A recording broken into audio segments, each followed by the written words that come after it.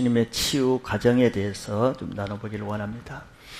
예수님이 가시는 곳마다 많은 사람이 따라다니고 또 많은 사람에게 치유의 역사가 일어나는 것을 계속해서 보고 있습니다. 그러나 예수님을 따라다니는 모든 사람이 다 예수님의 치유를 받는 것은 또 아니죠. 주님은 우리의 중심을 보시고 만날 자를 만나주시고 치유받을 자를 치유하시기 때문에 그렇습니다. 예수님이 만나주시는 사람의 특징은 그 사람의 중심에 예수님을 대하는 마음 자세가 다르다는 것이 공통점입니다. 예수님의 치유 방법은 다양하고 또 그때그때 상황에 따라 다르기도 합니다. 그러나 예수님의 치유의 기본 원리에는 항상 공통점이 있는 것이죠. 왜냐하면 예수님은 어제나 오늘이나 예수님의 그 하시는 사역의 본질은 변하지 않기 때문에 그렇습니다. 그 공통점이라는 것은 우리 앞에서 계속 예수님 말씀하시는 것처럼 자기 부인과 자기 십자가를 통해서 새 가족 부대를 가지는 것이라고 할 수 있습니다. 오늘 말씀도 이러한 예수님의 사역 원리를 말씀하고 있습니다.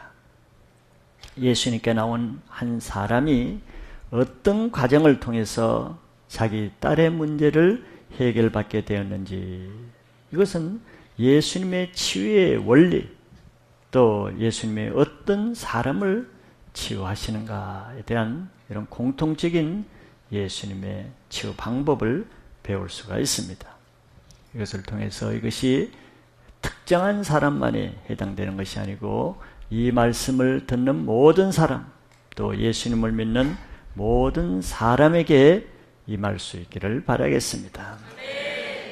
먼저 오늘 사건은 예수님께 나온 회당장에 대한 내용입니다. 예수님이 그 앞에 사건은 헌옥과 생배조각, 그리고 낡은 가족부대와 새 가족부대에 대한 말씀을 계속 하고 있는 그런 상황입니다. 그 말씀을 하는 상황에서 한 관리가 나왔다고 했죠. 이 사람은 다른 복음서를 참고해서 보면은 이 관리는 회당장이었고 그 이름은 야이로라는 사람이었습니다.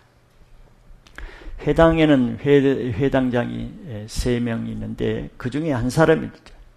회당을 관리하는 책임자이면서 지금 예수님의 말씀에 따라 적응해 보면은 이 사람은 옛 시대의 가족 부대를 가진 종교적인 직분이라고 할 수 있습니다. 그런데 이 야이로에게는 12살 된 외동딸이 있었는데 그 딸이 지금 죽어가고 있는 그런 상태에 있었습니다. 그래서 이 회당장이 그 딸로 인해서 예수님께 나오게 되었죠. 야이로는 그 당시 회당장의 신분이었습니다. 그런 신분으로서 그가 평범한 아무 직책이 없는 그저 나사렛 목수의 아들인 예수님께 나와서 그가 어떻게 하는가를 우리는 눈여겨볼 필요가 있죠. 그는 그 당시 회당장에 괜찮은 직분을 가지고 있었음에도 불구하고 그 당시 바리새인들과 종교인들이 무시하는 그 예수님의 발 아래 엎드려 절을 했다고 했습니다. 이것은 굉장히 파격적인 행동이라고 할 수 있습니다. 회당장으로서는 자기의 종교적인 그런 신분과 자기의 그런 높은 자존심을 정말 부인하고 자기의 모든 것을 다 내려놓는 매우 겸손한 자세지요. 예수님이 만나시는 사람의 공통점은 바로 이것입니다. 예수님 앞에 나올 때 그들의 자세가 다르다는 거예요. 예배를 다 드려도 모든 사람이 은혜를 받는 것은 아니죠. 은혜 받을 자가 받고 예수님 만나줄 자가 만나게 되는데 그것은 예배에 나오는, 예배 드리는 사람의 자세가 다르다는 데 있을 수가 있는 거죠. 예배 온다고 모든 사람이 다 예수님 만나는 것이 아닌 것은 예수님은 바로 그들의 중심을 보시기 때문에 그렇습니다. 이것은 예수님이 지금 계속 새 포도주를 먹고자 하는 자, 즉 예수님의 은혜를 받고자 하는 자, 예수님의 치유를 받고자 하는 자는 낡은 가죽 부대를 버려야 된다고 지금 말씀하고 있는 그 중에 이 야이로가 이런 모습을 보이는 것이죠. 이것은 바로 예수님의 말씀에 따라서 새 포도주를 먹고자 하는 마음을 가지고 이제 새 가죽 부대를 가지려는 하나의 예수님 말씀에 대한 롤 모델을 보여주는 이런 장면이기도 합니다. 이 회당장은 죽게 된 자기 딸의 사건을 통해서 자신의 모든 종교적인 틀을 내려놓고 예수님의 권위에 자신을 맡기는 것이죠. 이것이 어떻게 낡은 가죽 부대를 버리고 새 가죽 부대를 가지는가를 아주 잘 보여주는 모습이죠. 이런 큰 사건이 없이는 회당장의 지위에 있으면서 예수님께 나오는 것 자체도 굉장히 부끄러운 일일 뿐 아니라 더구나 예수님께 나와서 그 앞에 엎드려 절을 하는 이런 자세를 가진다는 것은 매우 어려운 것이죠. 왜냐하면 종교인들은 자기 종교적인 지위와 자기의 의의를 생명처럼 중요시하기 때문에 그렇습니다. 그러나 이 야이로가 어떻게 이렇게까지 자세를 새롭게 할 수 있었겠습니까? 결정적인 것은 자기 사랑하는 딸이 죽는 문제 앞에서는 어떤 종교적인 체면이나 지위나 옳고 그런 어떤 신학적인 교리나 종교적인 전통이 더 이상 중요할 수 없었기 때문에 그런 거죠. 그 모든 것보다 더 중요한 것은 우선 자기 외동딸, 이 사랑하는 딸을 살리는 실제적인 문제가 더 중요했기 때문에 그렇습니다. 그래서 종교는 실제가 없는 관념과 이론을 주장할 뿐입니다. 그러나 신앙은 실제적인 하나님의 능력을 중요시하지요. 왜냐하면 고린도서 4장에 보면은 하나님 나라는 말에 있지 않고 그 능력에 있음이라고 했기 때문에 그렇습니다. 우리에게 주어지는 이런 위기와 고통스러운 사건은 바로 하나님 편에서 보면은 하나 앞에 자신의 모든 낡은 종교적인 이론과 자기의 의의를 내려놓고 정말 낡은 가죽 부대를 벗어버리고 오직 예수님만 의지하게 하려는 하나님의 선한 뜻이 있는 것입니다. 왜냐하면 자기 스스로는 그렇게 할 수가 없기 때문에 하나님이 도와주시는 거죠. 하나님은 육이 강한 사람에게는 육신적인 사건을 통해서 그 강한 육신을 깨트리는 일을 하시고, 혼적인 생각이 강한 사람에게는 그 혼적인 사건을 통해서 그 생각을 깨트리는 그런 일을 하시는 분이에요. 인격적으로 대하시죠. 이렇게 야이로도 회당장의 위치에 있으면서 자기 스스로 낡은 가죽 부대를 버린다는 것은 어렵기 때문에 하나님께서 그 큰 사건을 통해서 견고한 가죽 부대를 버릴 수 있도록 도와주신 것입니다. 왜냐하면 하나님은 그것을 통해서 야이로에게 예수 그리스도의 새 포도주를 먹게 하는 새 일을 행하시기 원하셨기 때문이죠. 그렇기 때문에 예수님을 만날 자는 예수님 앞에 먼저 자세를 바꾸는 것을 요구한다는 것이죠.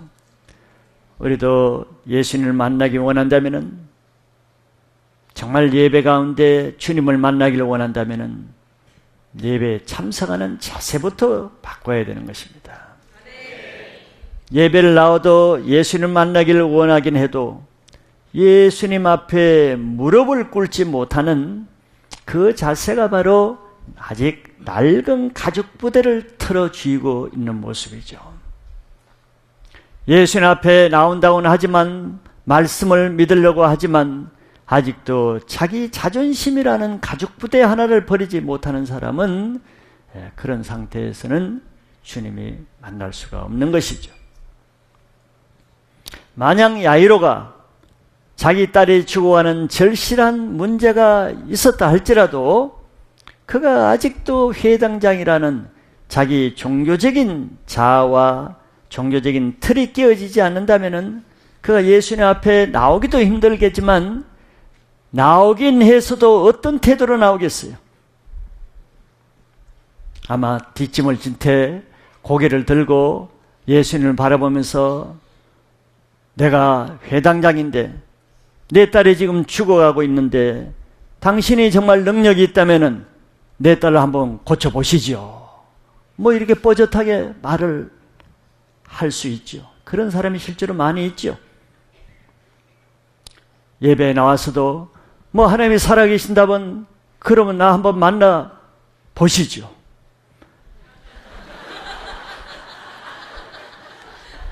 그 사람 지금 두 사람이 있어요.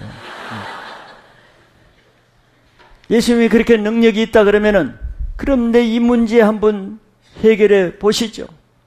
뭐 이런 말은 아니지만 마음을 가지고 뭐 예배에 앉아 있을 수 있어요.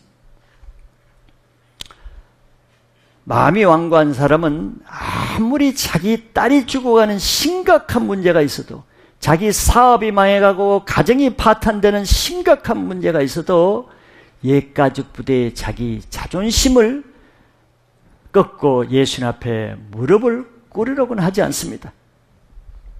이것이 어디에서 나온 거예요? 이 말이 어디에서 나온 겁니까? 바로 광야에서 시험을 당할 때 마귀가 예수님께 나와서 하는 말이죠.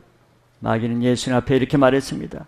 만약 당신이 하나님의 아들이라면 이 돌들로 떡을 한번 만들어 보시죠. 똑같은 말투입니다. 당신이 정말 능력이 있다 그러면 내 문제 한번 해결해 보세요. 바로 이것은 마귀에게서 나오는 생각으로 하는 말과 같은 거예요. 그래서 예수님은 예배 자체보다도 예배 드리는 자의 마음의 태도를 더 중시하는 거죠. 예배 드리는 사람이 하나님을 공경하고 하나님의 권위에 순종하지 않으면 어떤 현상이랍니까? 마귀가 하는 시험에 들죠. 그래서 하나님의 말씀이 판단이 되고 하나님의 말씀을 비판하기도 하고 거부하게 되므로 하나님의 역사는 일어나지 않습니다. 하나님이 만나주지는 않지요.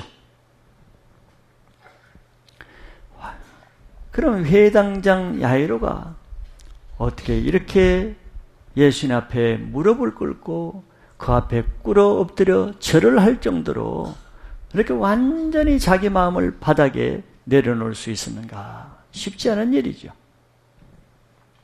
회당장 야이로는 그가 예수님의 이런 권위에 순종할 수 있었던 것은 예수님에 대한 믿음이 있었기 때문에 그것이 가능한 거예요. 우리가 하나님에 대한 믿음이 있으면 내 태도가 달라집니다. 예수님의 권세 능력을 믿는 마음이 있으면 예수님을 대하는 것이 달라지는 거예요. 사람들도 보세요. 돈 없는 사람을 대하는 것과 돈 있는 사람을 대하는 태도가 다르죠. 권력자 앞에 대하는 것과 권력 없는 사람을 대하는 태도가 다르죠. 마찬가지예요. 예수님이 가장 강한 권세자요, 하나님이 우리의 심판자라는 것을 정말 알고 믿고 있다면 그 앞에 내 태도가 달라지는 것이죠.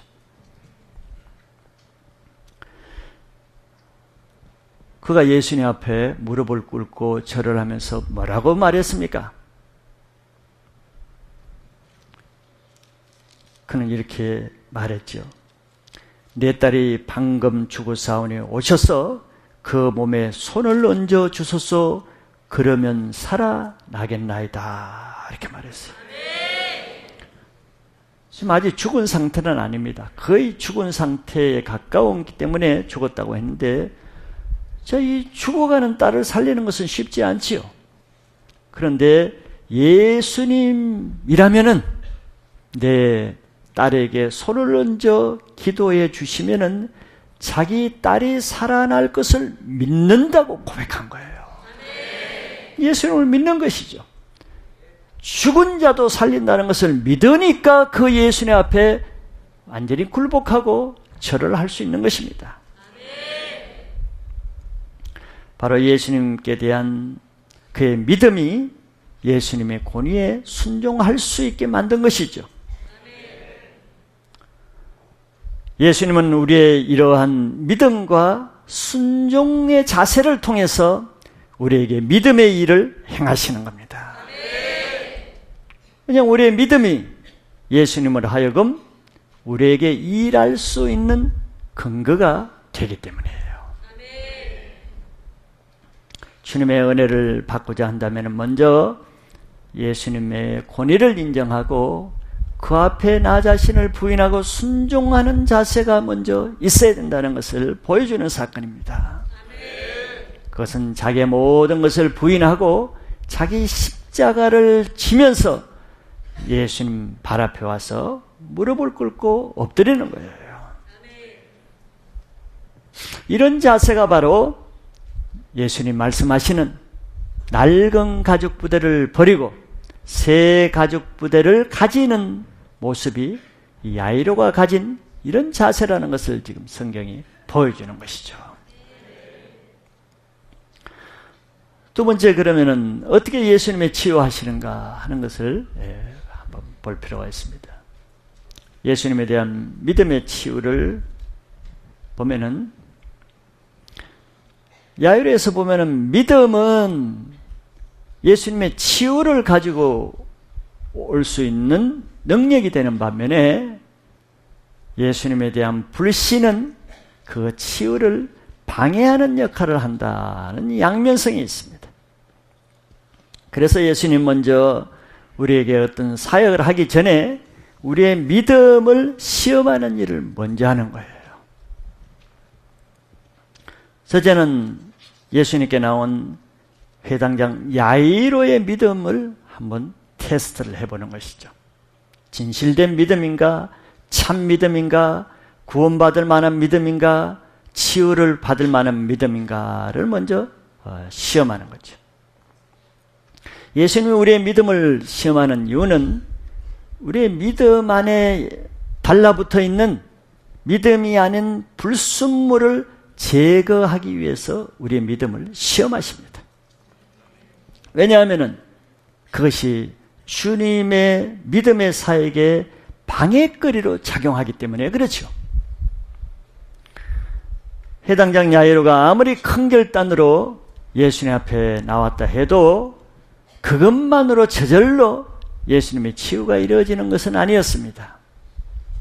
왜냐하면 그것을 방해하는 모든 시험 과정을 통과하지 않으면 사단의 방해로 인해서 그것이 이루어지지 않게 되기 때문에 그렇죠. 자, 예수님은 야이로의 그 겸손하게 무릎을 꿇고 절하는 그 새 가죽 부대의 마음을 보시고 승낙을 하고 야이로의 집에 가기로 하고 제자들과 야이로와 함께 그 야이로의 집을 가고 있는 중이었습니다. 도중이었죠. 야이로의 마음은 지금 굉장히 급하죠. 자기 딸이 지금 죽어가고 있으니까 예수님 좀 빨리 그러셔야 되는데 예수님 발걸음이 늦으신 거예요. 자기 같으면 좀 뛰어갔으면 좋겠는데 얼마나 야이로의 마음은 조급했습니까? 한시가 급하니까 빨리 좀 가시기를 원했죠. 이런 마음이 있으면은 제자들이 조금 장난치며 빨리 안 가거나 예수님이 조금 걸음이 늦어지면 시험이 됩니다. 작은 일에도. 그런데 더 심각한 사건이 일어나죠. 이 시급하게 한시가 바쁜데 갑자기 한 여인이 튀어나오는 것이죠. 새치기를 한 거예요. 자기가 먼저인데, 자기 딸 고치는 게 지금 먼저인데. 그래서 오늘 본문을 다 읽은 겁니다.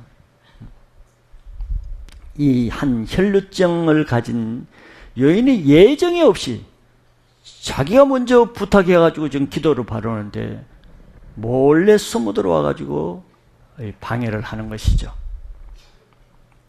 그래서 예수님이 지금 빨리 가도 급할 판인데 그 여인으로 인해서 많은 시간을 지체하게 된 거예요. 이거 보통 시험이 아니죠. 속이 부글부글 끓겠죠. 보통 시험이 아닌 것이 남의 일이라고 태연하게 이렇게 듣는데 그 인정이 없는 거예요. 좀 동정이라도 해야지. 그거 굉장히 심각한 것입니다. 속이 타는 거예요. 이 야이로는. 그런데 일어날 일이 일어났죠. 마가복음 5장에 보면은 혈루증 여인과 지금 예수님이 얘기를 많이 하고 있잖아요. 그냥 딱 고치거나 가는 게 아니라 얘기를 많이 하고 있는 중에 사건이 일어났어요. 회당장의 집으로부터 정가를 가져온 전달자가 와서 회당장에게 뭐라고 하냐면은 금방 당신 딸이 죽었다는 거예요. 그러니 예수님을 더 괴롭게 하지 말고 가시게 하라고. 일 다 끝났다는 것입니다. 기가 막히죠. 지금 큰 기대를 하고 가는데 야이로 입장에서는 정말 모든 상황이 끝나버렸어. 죽었으니까. 기가 막힐 상황이 일어난 거예요. 그 야이로의 마음에 순식간에 절망과 두려움과 분노와 그냥 혈기에 올라올 수가 있죠. 더더구나 자기 딸을 죽게 만든 이 혈루증 여인에 대한 분노가 올라와서 그냥 화풀이를 하고 싶었겠죠. 더더구나 또 그런 자기의 급한 사정을 뻔히 아시면서도 혈루증 여인과 많은 시간을 얘기하면서 지체하신 예수님에 대한 섭섭한 마음은 또 더 컸을 것입니다. 자기의 사정은 무시하고 혈루증 여인만 더 소중하게 여기고 자세히 그 여인과 대화를 했기 때문이죠. 이런 일이 우리가 많이 일어나죠.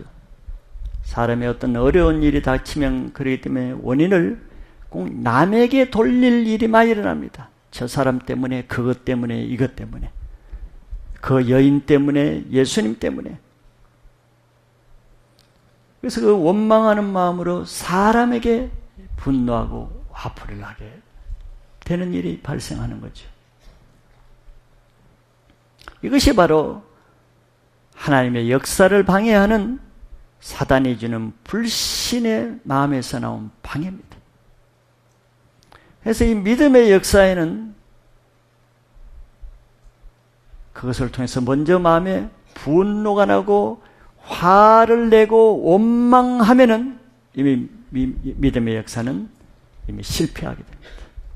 그럼 이 증거에 이미 화를 내고 소리 내고 분내고 성내는 자체가 이미 사단의 방해에 이미 실패한 증거예요. 마음이 뺏겨버린 거예요. 믿음이 뺏겨버렸어요. 많은 사람이 그런 일을 많이 경험하죠. 먼저 화부터 내는 거예요. 이미 진 거예요.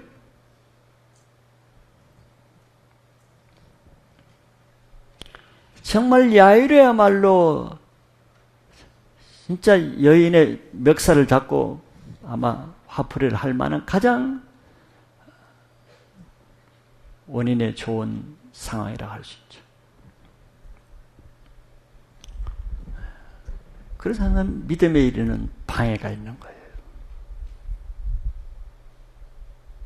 우리 편에서는 방해처럼 보이지만 그러나 예수님이 이 모든 상황을 다 아신다는 것을 우리가 알아야 됩니다. 예수님이 야이로의 상황을 다 아세요. 야이로의 딸이 한시가 급한 것을 야이로보다 예수님이 더 잘 아셔. 그리고 혈루증 여인과 시간을 끄신 분은 혈루증 여인이 아니에요. 혈루증 여인은 가만히 그냥 옷자락 만지고 조용히 낫고 돌아가려고 그랬어. 방해할 생각 전혀 없어. 예수님이 굳이 찾아내가지고 시간 끌었어.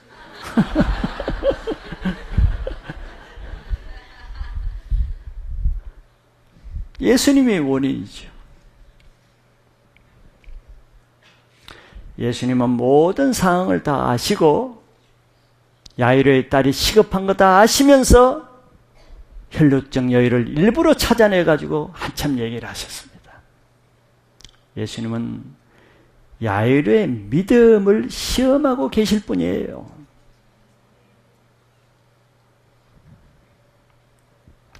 예수님은 사람의 기준에 따라서 사람의 영광을 위해서 일하시는 분이 아니죠. 오직 주님은 하나님의 영광을 위해서 하나님의 뜻에 순종하시는 방법으로 일하십니다. 그런 사건이 얼마나 많이 나옵니까? 이와 비슷한 한 사건이 요한복음에서 나오죠. 예수님은 자기 사랑하는 나사로가 병들었다는 소식을 전가를 받았어. 병들었으면 빨리 가야 될 거 아니에요. 근데 예수님은 그때도 제자들과 얘기하면 늦장을 부렸어. 이틀을 더 안 가고 늦장을 부렸어요. 1시가 바쁜데. 이틀을 늦췄다 가니까 이미 죽은 지 나흘이나 돼버렸어. 끝나버렸어. 그래서 마리아와 마르다는 끝났다고 그냥 슬퍼했어. 나중에 부활 때나 살아난다고 그냥 제쳐버렸어. 살아날 것을 믿지 않았어. 이게 예수님이 일하시는 방법입니다.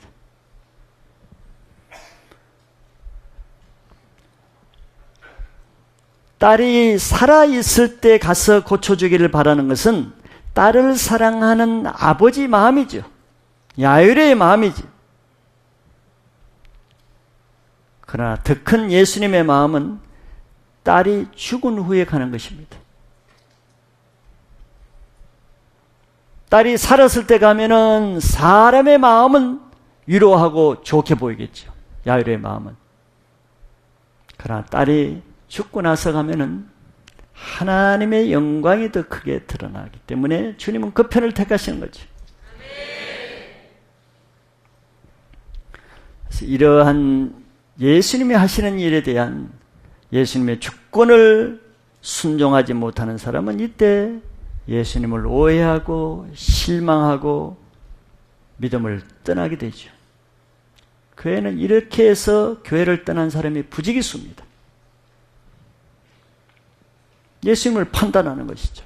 자기 짧은 지식으로 오해하게 되죠.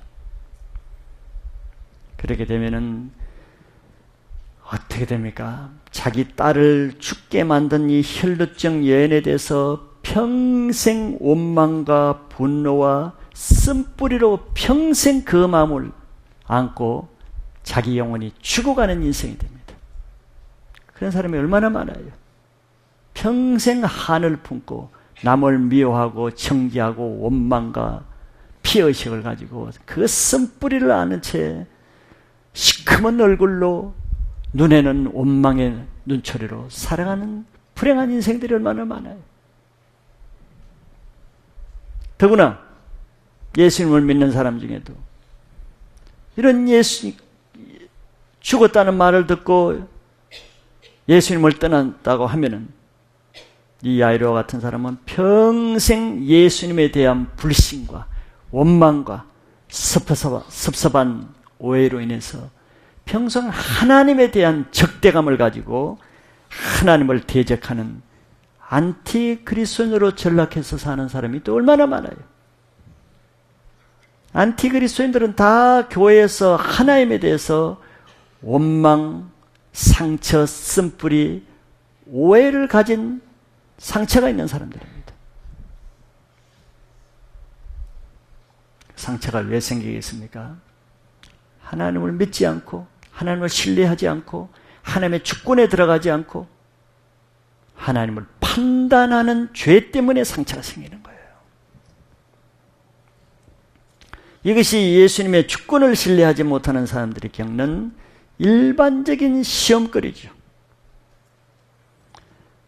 내 안에 이 천지를 주관하시고 모든 인생 문제를 다 주관하시는 이런 예수님에 대한 온전한 신뢰와 믿음이 없으면 우리는 예수님이 이 세상에서 행하는 것, 나에게 행하는 모든 것들이 시험거리가 될 뿐입니다. 그래 신앙을 떠나게 되는 거죠.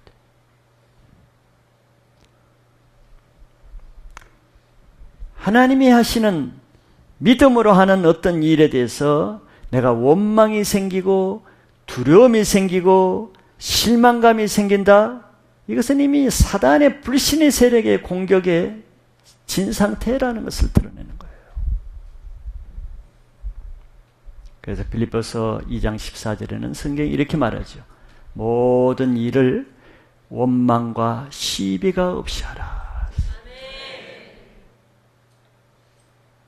하나님 일을 하면서 믿으면서 사람을 원망하고 시비로 이렇게 옳고 그름으로써 이렇게 일을 합니까?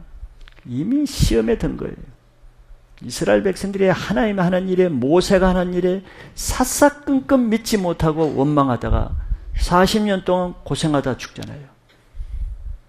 원망은 왜 하나님을 대적하는 것이고 사단의 공격에 패배한 것이기 때문에 그는 그 원망으로 인해서 광야에 40년 동안 그 죄값을 치르면서 죽는 인생이 됩니다.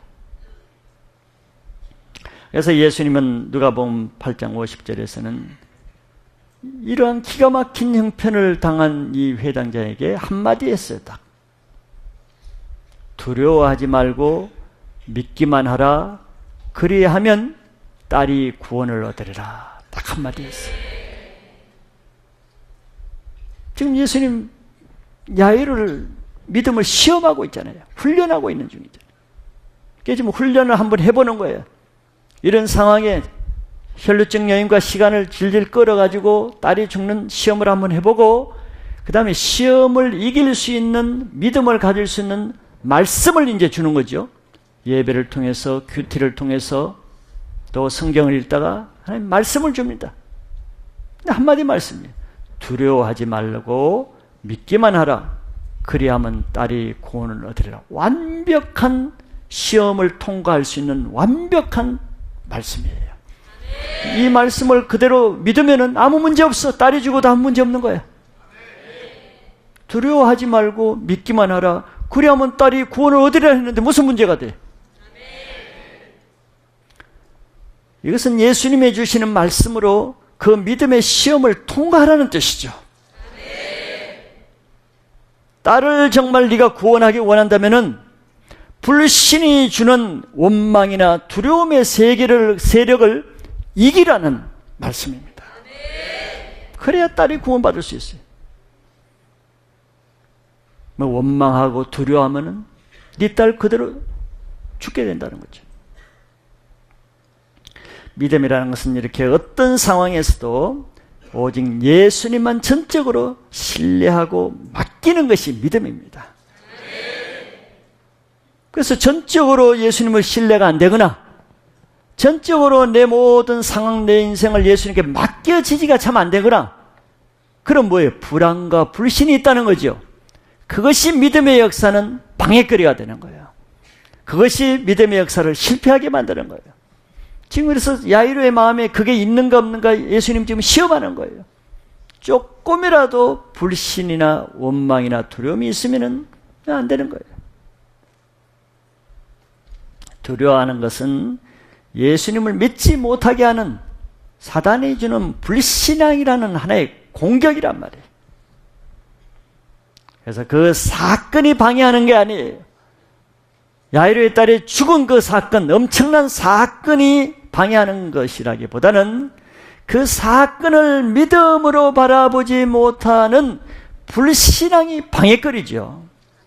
믿음이 있으면 그건 방해거리가 되지 않습니다. 주어지는 사건과 사람을 원망하는 것은 그것을 하나님 중심으로 바라보지 못하고 인간적인 관점으로 바라보기 때문에 그렇습니다. 하나님 중심적인 사람은 어떤 사건이 있어도 그 모든 사건 가운데는 하나님이 하시는 선한 뜻이 있다는 것을 믿는 거예요. 그 문제가 되지 않아요. 그러면은 원망불평이라는 사단의 방해가 그런 사람은 더 이상 공격할 수가 없어.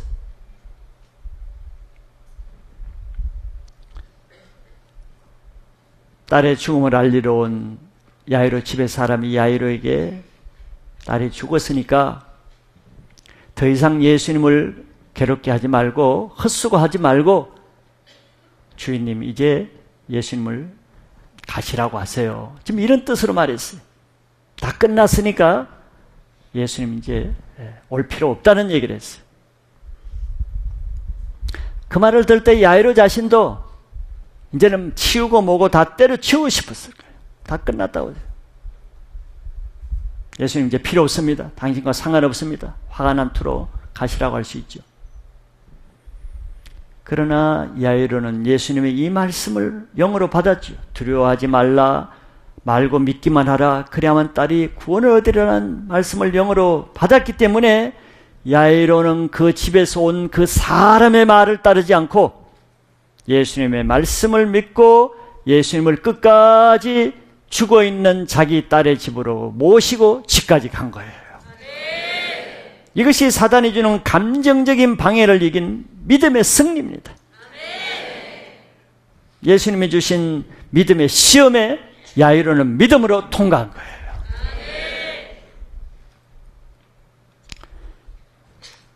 예수님 믿음의 치유 두 번째 또 하나 볼 것은 믿음의 치유에 그것을 방해하는 불신의 사람들을 또 제거합니다. 첫째는 야이로의 마음에 있는 불신앙적인 요소를 제거했고 두 번째는 치유하는 데 있어서 방해를 할 불신의 사람들을 배제하는 일을 하시죠.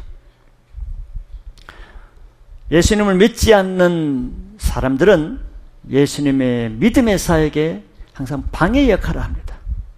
그래서 예수님 먼저 그런 사람들을 예수님의 치유의 장소에서 먼저 떠나게 하는 것이죠.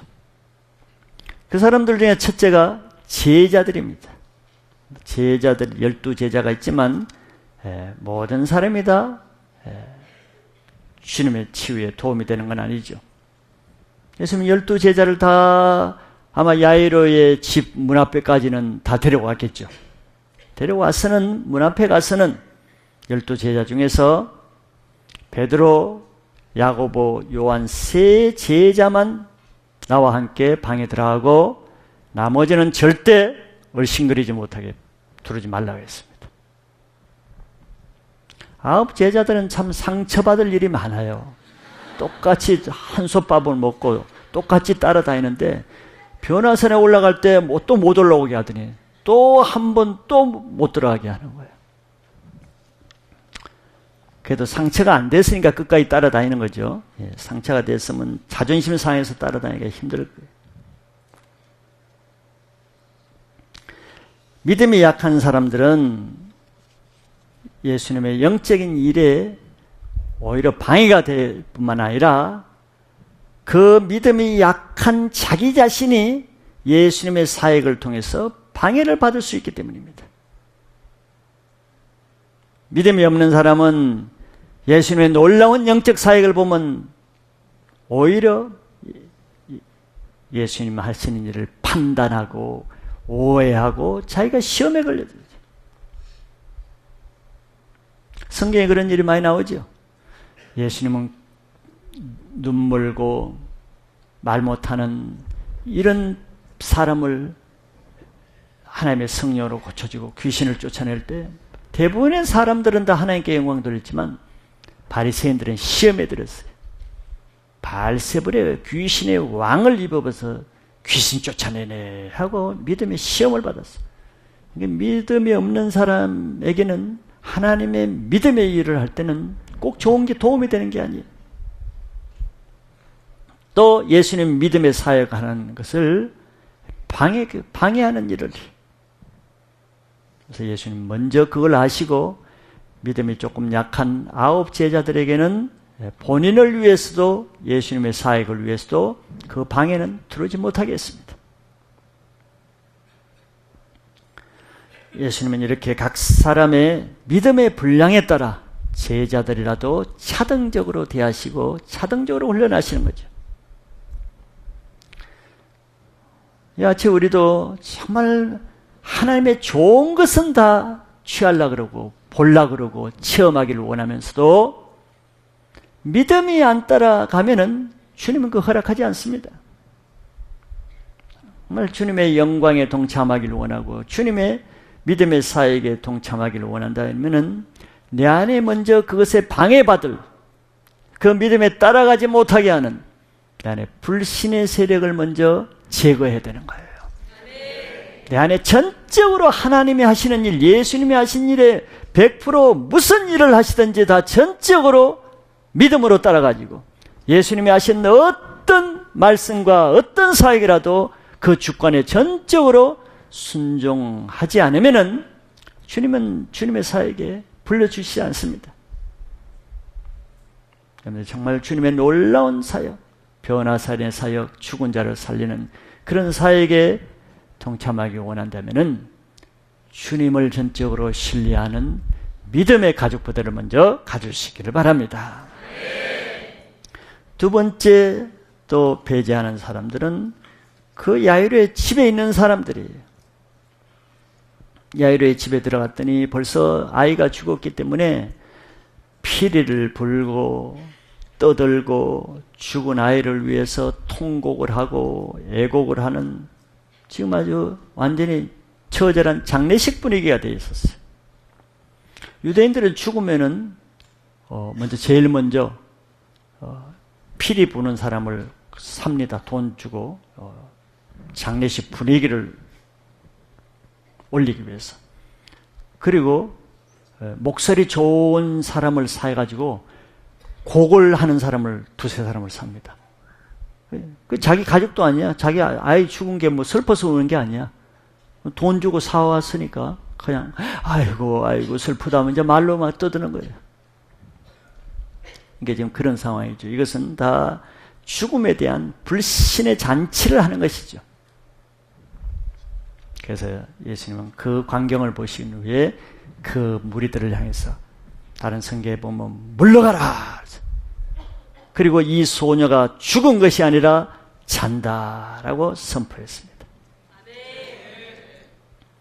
그때 이 예수님이 하신 영의 말씀을 육으로 들은 그 무리들이 예수님이 하신 말씀을 비웃었어요. 뭐 죽었는데 잔다고 하니까.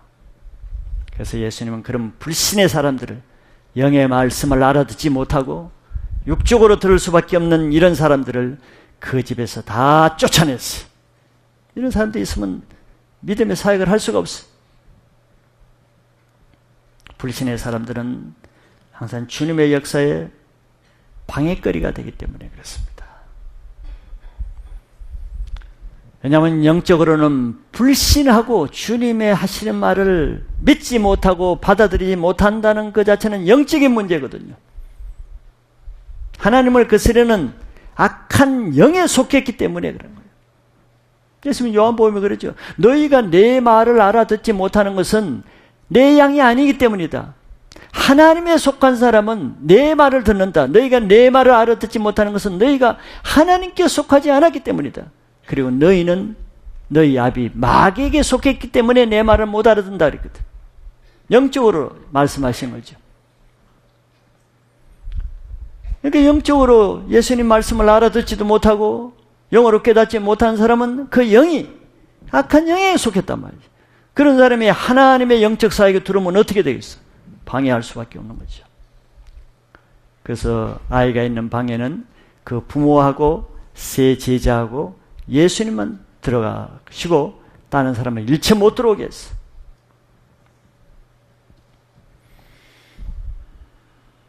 이런 영적인 원리는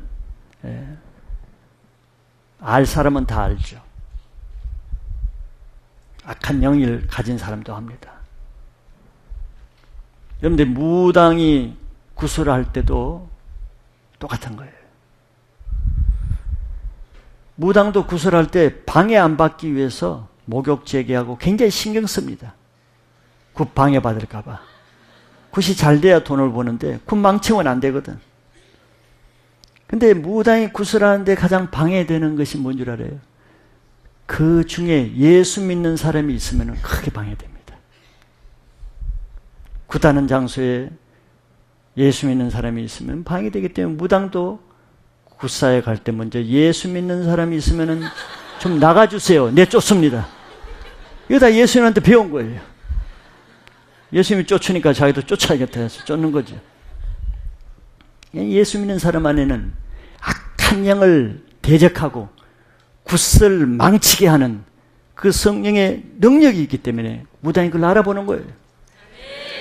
나는 모르는데, 나한테 그런 게 있었나? 나는 모르는데, 무당들은 그걸 알거든요. 이와 같은 원리로 하나님의 역사에는 이런 악한 영을 가진 사람이 있으면 그 역사가 안 되는 거예요. 그런 사람을 먼저 나가게 하는 것이죠. 예배 드릴 때도 마찬가지예요. 예배 방해하는 사람이 있으면 옆에 있는 사람이 은혜를 못 받아요. 기도할 때도 기도 방해하는 사람이 있으면 옆에 하는 사람이 기도를 방해받아요.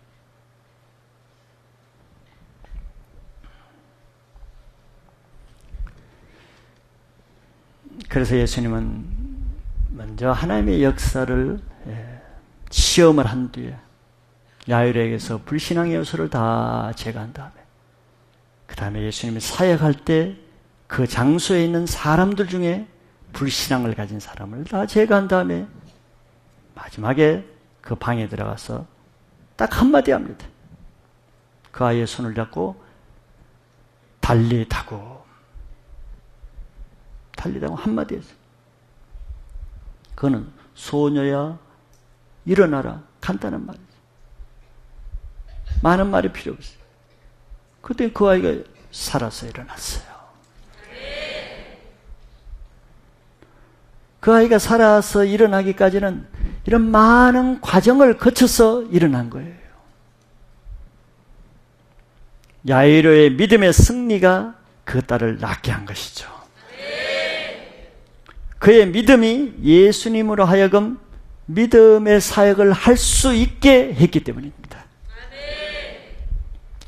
예수님은 이렇게 능력이 없어서 우리의 문제를 고치지 못하는 것이 아니죠. 우리에게 믿음이 없어 우리에게 불신의 방해들을 받기 때문에 예수님이 그것 때문에 능력을 행하실 수가 없기 때문에 아직까지도 여전히 기다릴 수밖에 없는 것이죠. 그렇기 때문에 지금 나에게 주어지는 어떤 문제 앞에서 믿음의 시험 가운데 있으면은 내가 먼저 그 믿음의 시험을 통과를 해야 됩니다.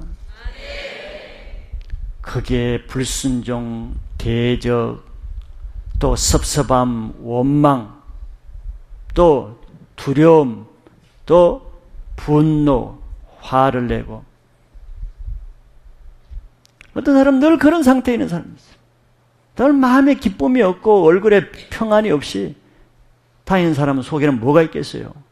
큰 뭔가에 짜증나고 원망하고 불평하고 시비가 있고 두려움이 있고 이기 때문에 얼굴이 찌그러지는 것이죠. 그는 이미 이 사단의 그런 방해거리에 그냥 눌려서 사는 거예요. 그 사람은. 별로 평안이 있을 때가 별로 없어요. 웃는 얼굴을 볼 수가 없어요. 주님이 그런 상태에서 무슨 일을 하겠어요? 그래서 예수님이 일할 수 없는 그런 낡은 가죽 부대를 버려야만 예수님의 새 포도주를 주실 수 있기 때문에 먼저 그런 낡은 가죽 부대를 버리는 시험을 하시는 거죠.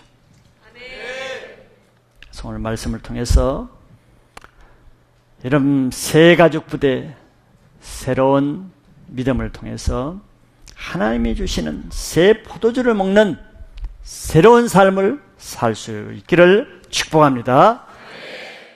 할렐루야.